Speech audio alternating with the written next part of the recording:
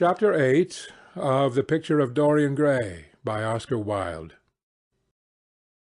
It was long past noon when he awoke. His valet had crept several times on tiptoe into the room to see if he was stirring, and had wondered what made his young master sleep so late. Finally his bell sounded, and Victor came in softly with a cup of tea and a pile of letters on a small tray of old Sèvres china, and drew back the olive satin curtains, with their shimmering blue lining, that hung in front of the three tall windows. "Monsieur has well slept this morning?" he said, smiling. "What o'clock is it, Victor?" asked Dorian Gray drowsily. 1 hour and a quarter, monsieur." How late it was! He sat up, and having sipped some tea, turned over his letters. One of them was from Lord Henry, and had been brought by hand that morning. He hesitated for a moment, and then put it aside. The others he opened listlessly. They contained the usual collection of cards, invitations to dinner, tickets for private views, programmes of charity concerts, and the like that are showered on fashionable young men every morning during the season. There was a rather heavy bill for a chaste silver Louis XV toilet set that he had not yet had the courage to send on to his guardians, who were extremely old-fashioned people, and did not realize that we live in an age when unnecessary things are our only necessities. And there were several very courteously worded communications from Jermyn Street moneylenders, offering to advance any sum of money at a moment's notice and at the most reasonable rates of interest. After about 10 minutes he got up, and throwing on an elaborate dressing-gown of silk-embroidered cashmere wool, passed into the onyx-paved bathroom. The cool water refreshed him after his long sleep. He seemed to have forgotten all that he had gone through. A dim sense of having taken part in some strange tragedy came to him once or twice, but there was the unreality of a dream about it. As soon as he was dressed, he went into the library and sat down to a light French breakfast that had been laid out for him on a small round table close to the open window. It was an exquisite day. The warm air seemed laden with spices. A bee flew in and buzzed round the blue dragon bowl that, filled with sulphur-yellow roses, stood before him. He felt perfectly happy.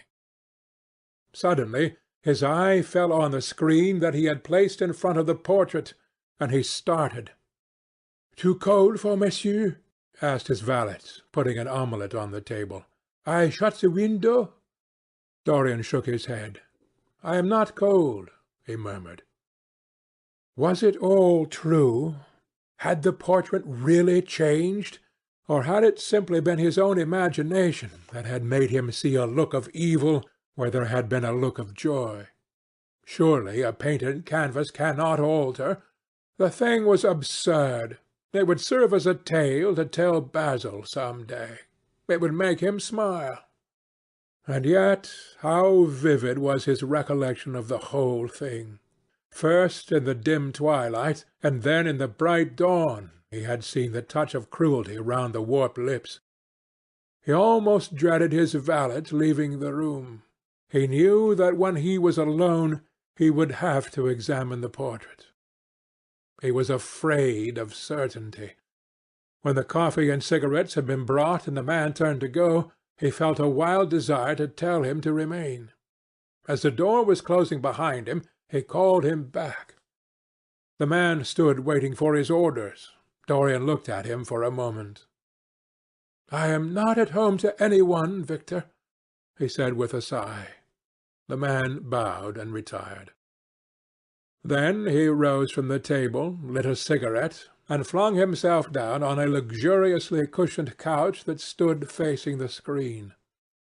The screen was an old one, of gilt Spanish leather, stamped and wrought with a rather florid Louis XIV pattern.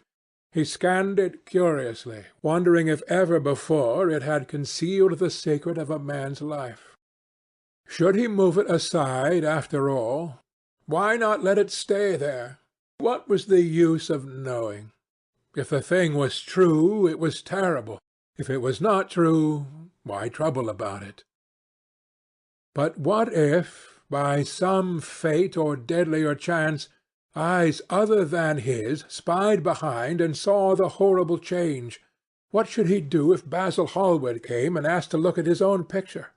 Basil would be sure to do that. No, the thing had to be examined, and at once.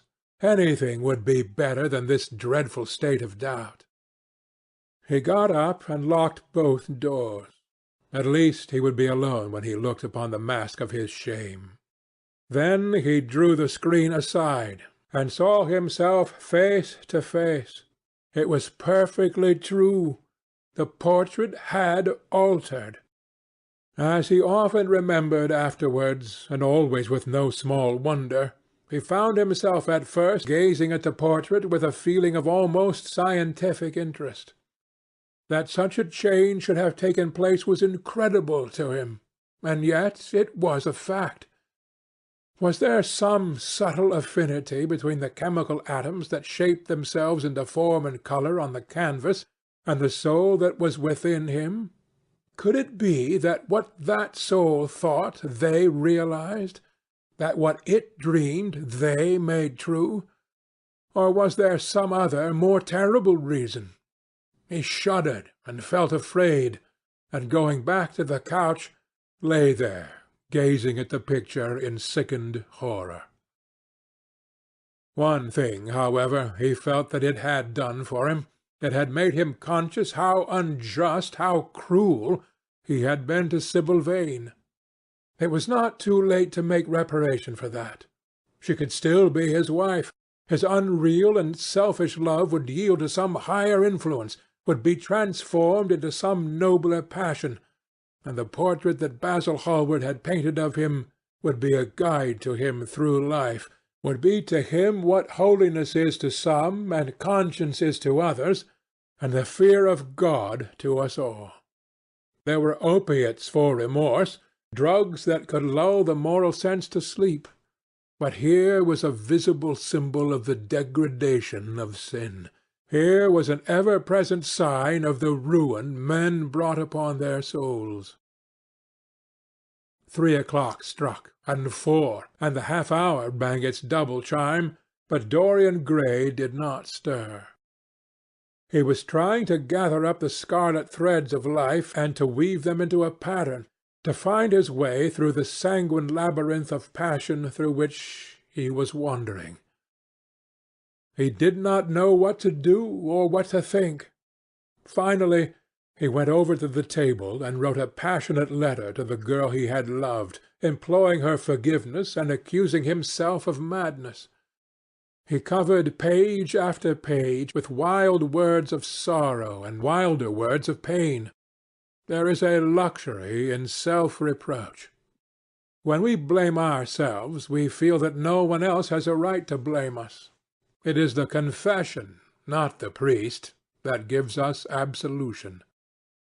When Dorian had finished the letter, he felt that he had been forgiven. Suddenly there came a knock to the door, and he heard Lord Henry's voice outside. "My dear boy, I must see you. Let me in at once. I can't bear your shutting yourself up like this." He made no answer at first, but remained quite still. The knocking still continued, and grew louder. Yes, it was better to let Lord Henry in, and to explain to him the new life he was going to lead, to quarrel with him if it became necessary to quarrel, to part if parting was inevitable. He jumped up, drew the screen hastily across the picture, and unlocked the door. "I am so sorry for it all, Dorian," said Lord Henry as he entered. "But you must not think too much about it." "Do you mean about Sibyl Vane?" asked the lad. "Yes, of course," answered Lord Henry, sinking into a chair and slowly pulling off his yellow gloves. "It is dreadful from one point of view, but it was not your fault. Tell me, did you go behind and see her after the play was over?" "Yes." "I felt sure you had. Did you make a scene with her?" "I was brutal, Harry, perfectly brutal. But it is all right now. I am not sorry for anything that has happened. It has taught me to know myself better." "Ah, Dorian, I am so glad you take it in that way. I was afraid I would find you plunged in remorse and tearing that nice curly hair of yours." "I have got through all that," said Dorian, shaking his head and smiling. "I am perfectly happy now. I know what conscience is, to begin with. It is not what you told me it was. It is the divinest thing in us. Don't sneer at it, Harry, any more, at least not before me. I want to do good. I can't bear the idea of my soul being hideous." "A very charming artistic basis for ethics, Dorian. I congratulate you on it. But how are you going to begin?" "By marrying Sibyl Vane." "Marrying Sibyl Vane?" cried Lord Henry, standing up and looking at him in perplexed amazement. "But, my dear Dorian—" "Yes, Harry, I know what you are going to say. Something dreadful about marriage. Don't say it. Don't ever say things of that kind to me again. 2 days ago I asked Sibyl to marry me. I am not going to break my word to her. She is to be my wife." "Your wife, Dorian? Didn't you get my letter? I wrote to you this morning, and sent the note down by my own man." "Your letter? Oh, yes, I remember. I have not read it yet, Harry. I was afraid there might be something in it that I wouldn't like. You cut life to pieces with your epigrams." "You know nothing, then?" "What do you mean?" Lord Henry walked across the room, and sitting down by Dorian Gray, took both his hands in his own and held them tightly.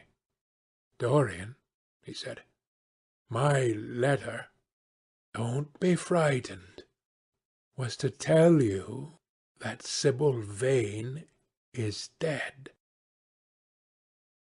A cry of pain broke from the lad's lips, and he leaped to his feet, tearing his hands away from Lord Henry's grasp.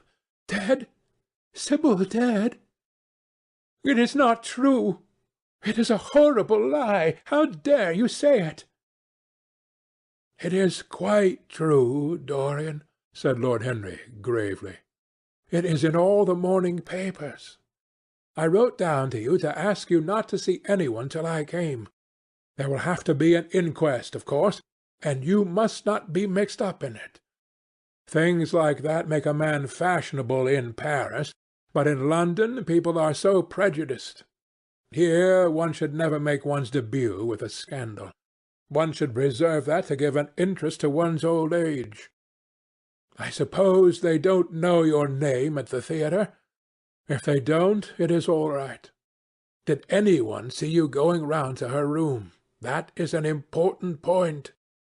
Dorian did not answer for a few moments. He was dazed with horror. Finally he stammered in a stifled voice, "Harry, did you say an inquest? What do you mean by that? Did Sibyl— Oh, Harry, I can't bear it. But be quick. Tell me everything at once." "I have no doubt it was not an accident, Dorian, though it must be put in that way to the public. It seems that she was leaving the theatre with her mother about 12:30 or so. She said she had forgotten something upstairs. They waited some time for her, but she did not come down again. They ultimately found her lying dead on the floor of her dressing-room. She had swallowed something by mistake, some dreadful thing they use at theatres. I don't know what it was, but it had either prussic acid or white lead in it. I should fancy it was prussic acid, as she seems to have died instantaneously." "Harry, Harry, it's terrible," cried the lad. "Yes, it is very tragic, of course, but you must not get yourself mixed up in it. I see by the Standard that she was 17. I should have thought she was almost younger than that. She looked such a child, and seemed to know so little about acting. Dorian, You mustn't let this thing get on your nerves. You must come and dine with me, and afterwards we will look in at the opera. It is a putty night, and everybody will be there. You can come to my sister's box. She has got some smart women with her." "So I have murdered Sibyl Vane," said Dorian Gray, half to himself. "Murdered her as surely as if I had cut her little throat with a knife. Yet the roses are not less lovely for all that. The birds sing just as happily in my garden. And to-night I am to dine with you, and then go on to the opera and sup somewhere, I suppose, afterwards. How extraordinarily dramatic life is! If I had read all this in a book, Harry, I think I would have wept over it. Somehow, now that it has actually happened, and to me, it seems far too wonderful for tears. Here is the first passionate love-letter I have ever written in my life. Strange that my first passionate love-letter should have been addressed to a dead girl. Can they feel, I wonder, those white silent people we call the dead? Sibyl? Can she feel, or know, or listen? Oh, Harry, how I loved her once! It seems years ago to me now. She was everything to me. Then came that dreadful night. Was it really only last night? When she played so badly, and my heart almost broke. She explained it all to me. It was terribly pathetic. But I was not moved a bit. I thought her shallow. Suddenly something happened that made me afraid. I can't tell you what it was, but it was terrible. I said I would go back to her. I felt I had done wrong. And now she is dead. My God, Harry, what shall I do? You don't know the danger I am in, and there is nothing to keep me straight. She would have done that for me. She had no right to kill herself. It was selfish of her." "My dear Dorian," answered Lord Henry, taking a cigarette from his case and producing a gold latten matchbox, "the only way a woman can ever reform a man is by boring him so completely that he loses all possible interest in life. If you had married this girl, you would have been wretched. Of course you would have treated her kindly. One can always be kind to people about whom one cares nothing. But she would have soon found out that you were absolutely indifferent to her. And when a woman finds that out about her husband, she either becomes dreadfully dowdy, or wears very smart bonnets that some other woman's husband has to pay for. I say nothing about the social mistake, which would have been abject, which of course I would not have allowed, but I assure you that in any case the whole thing would have been an absolute failure." "I suppose it would," muttered the lad, walking up and down the room and looking horribly pale. "But I thought it was my duty. It is not my fault that this terrible tragedy has prevented my doing what was right. I remember your saying once that there is a fatality about good resolutions, that they are always made too late. Mine certainly were. Good resolutions are useless attempts to interfere with scientific laws. Their origin is pure vanity. Their result is absolutely nil. They give us, now and then, some of those luxurious sterile emotions that have a certain charm for the weak. That is all that can be said for them. They are simply checks that men draw on a bank where they have no account." "Harry," cried Dorian Gray, coming over and sitting down beside him, "why is it that I cannot feel this tragedy as much as I want to? I don't think I am heartless. Do you? You have done too many foolish things during the last fortnight to be entitled to give yourself that name, Dorian. answered Lord Henry, with his sweet melancholy smile. The lad frowned. "I don't like that explanation, Harry," he rejoined, "but I am glad you don't think I am heartless. I am nothing of the kind. I know I am not. And yet I must admit that this thing that has happened does not affect me as it should. It seems to me to be simply like a wonderful ending to a wonderful play. It has all the terrible beauty of a Greek tragedy, a tragedy in which I took a great part, but by which I have not been wounded."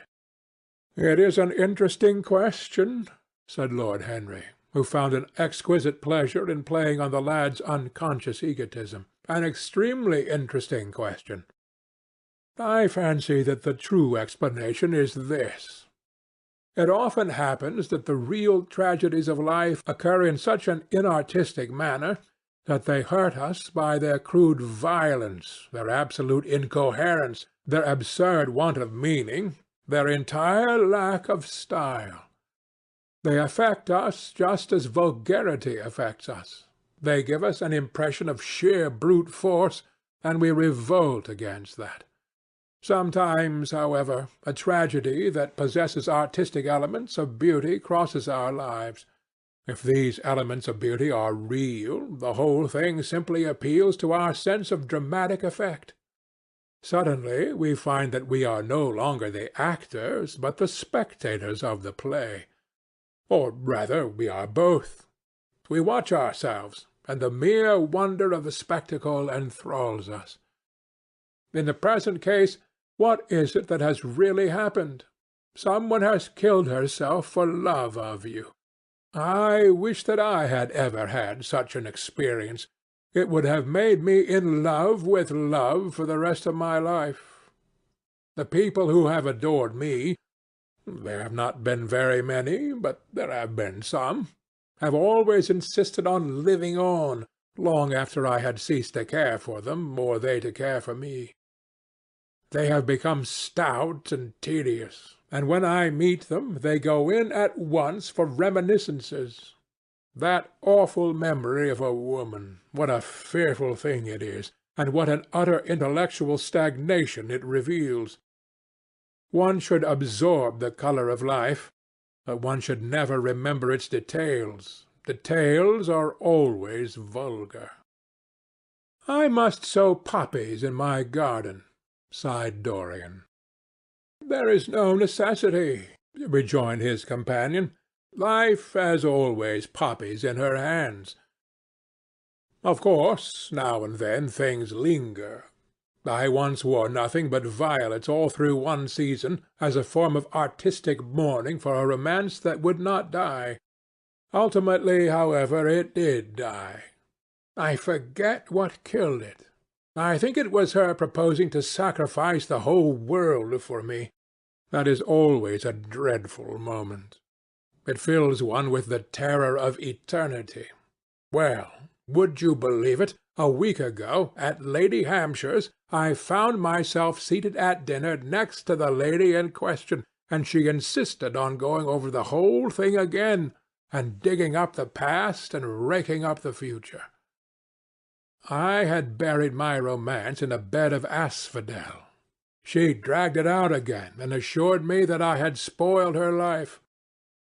I am bound to state that she ate an enormous dinner, so I did not feel any anxiety.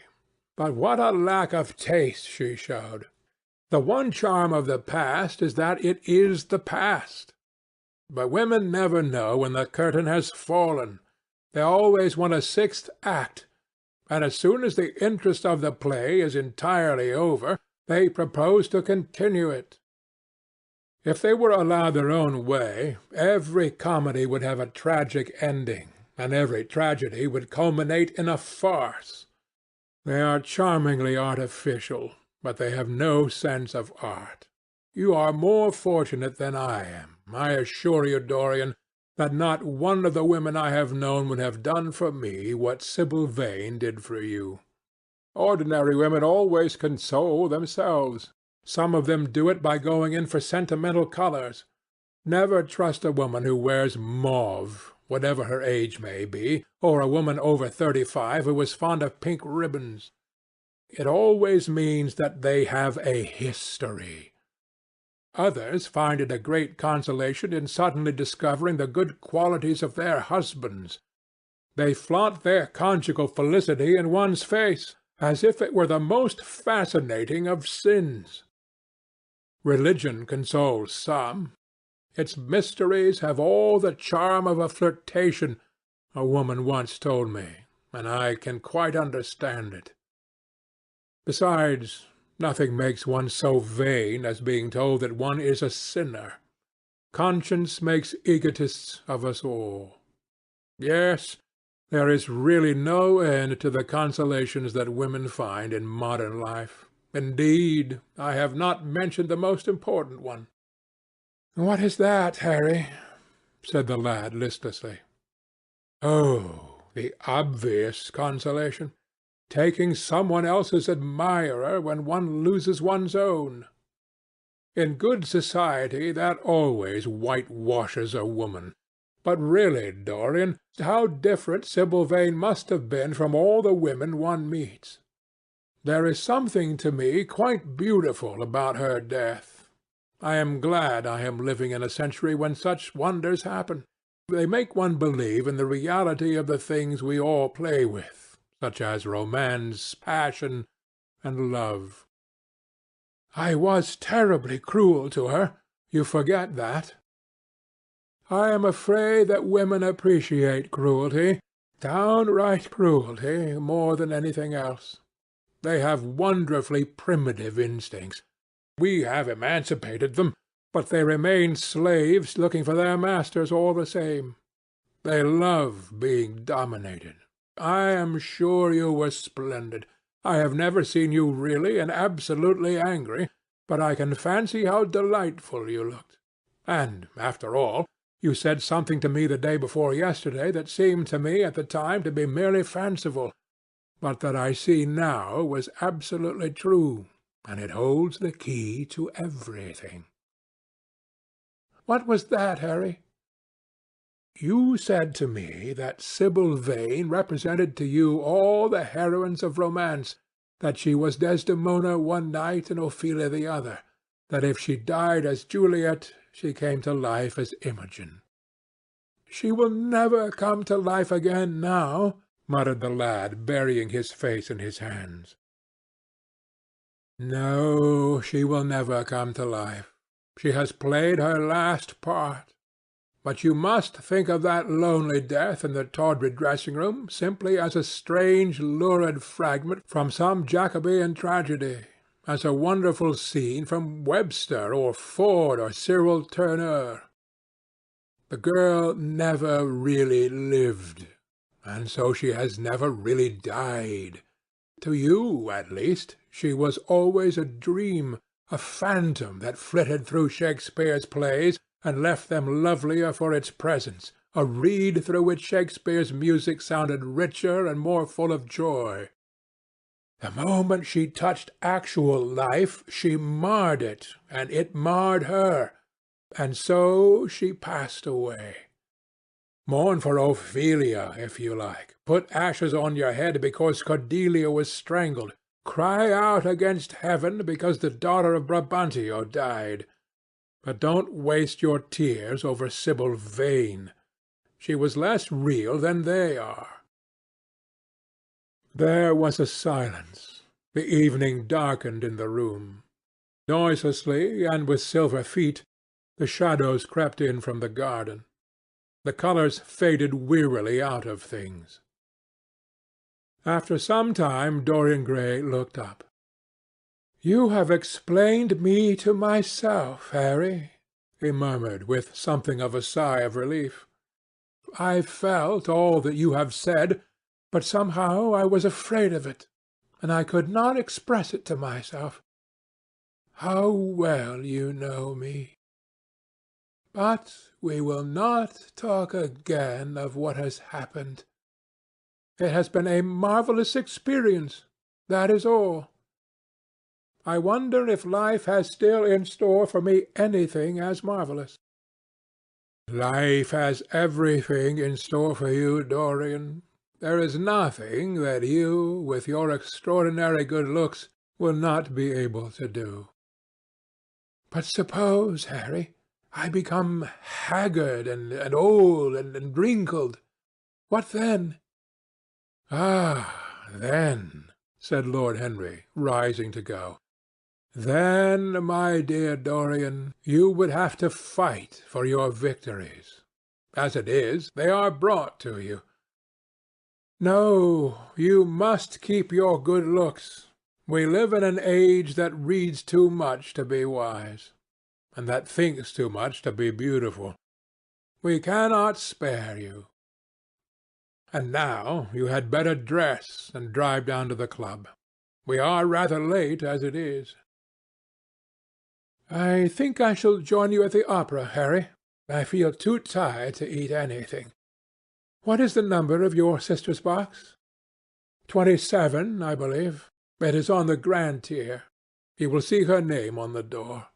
But I am sorry you won't come and dine. I don't feel up to it, said Dorian listlessly. But I am awfully obliged to you for all that you have said to me. You are certainly my best friend. No one has ever understood me as you have. We are only at the beginning of our friendship, Dorian, answered Lord Henry, shaking him by the hand. Good-bye. I shall see you before 9:30, I hope. Remember, Patti is singing. As he closed the door behind him, Dorian Gray touched the bell, and in a few minutes Victor appeared with the lamps and drew the blinds down. He waited impatiently for him to go. The man seemed to take an interminable time over everything. As soon as he had left, he rushed to the screen and drew it back. No, there was no further change in the picture. It had received the news of Sibyl Vane's death before he had known of it himself. It was conscious of the events of life as they occurred. The vicious cruelty that marred the fine lines of the mouth had, no doubt, appeared at the very moment that the girl had drunk the poison, whatever it was. Or was it indifferent to results? Did it merely take cognizance of what passed within the soul? He wondered, and hoped that some day he would see the change taking place before his very eyes, shuddering as he hoped it. Poor Sibyl! What a romance it had all been! She had often mimicked death on the stage. Then death himself had touched her and taken her with him. How had she played that dreadful last scene? Had she cursed him as she died? No, she had died of love of him, and love would always be a sacrament to him now. She had atoned for everything by the sacrifice she had made of her life. He would not think any more of what she had made him go through on that horrible night at the theatre. When he thought of her, it would be as a wonderful tragic figure sent on to the world's stage to show the supreme reality of love. A wonderful tragic figure? Tears came to his eyes as he remembered her childlike look and winsome fanciful ways and shy tremulous grace. He brushed them away hastily and looked again at the picture. He felt that the time had really come for making his choice. Or had his choice already been made? Yes, life had decided that for him. Life and his own infinite curiosity about life. Eternal youth, infinite passion, pleasures subtle and secret, wild joys and wilder sins. He was to have all these things. The portrait was to bear the burden of his shame. That was all. A feeling of pain crept over him as he thought of the desecration that was in store for the fair face on the canvas. Once, in boyish mockery of Narcissus, he had kissed, or feigned to kiss, those painted lips that now smiled so cruelly at him. Morning after morning he had sat before the portrait, wondering at its beauty, almost enamoured of it, as it seemed to him at times. Was it to alter now with every mood to which he yielded? Was it to become a monstrous and loathsome thing, to be hidden away in a locked room, to be shut out from the sunlight that had so often touched to brighter gold the waving wonder of its hair? The pity of it! The pity of it! For a moment he thought of praying that the horrible sympathy that existed between him and the picture might cease. It had changed in answer to a prayer. Perhaps in answer to a prayer it might remain unchanged. And yet, who that knew anything about life would surrender the chance of remaining always young, however fantastic that chance might be, or with what fateful consequences it might be fraught? Besides, was it really under his control? Had it indeed been prayer that had produced the substitution? Might there not be some curious scientific reason for it all? If thought could exercise its influence upon a living organism, might not thought exercise an influence upon dead and inorganic things? Nay, without thought or conscious desire, might not things external to ourselves vibrate in unison with our moods and passions, atom calling to atom in secret love or strange affinity? But the reason was of no importance. He would never again tempt by a prayer any terrible power. If the picture was to alter, it was to alter. That was all. Why inquire too closely into it? For there would be a real pleasure in watching it. He would be able to follow his mind into its secret places. This portrait would be to him the most magical of mirrors.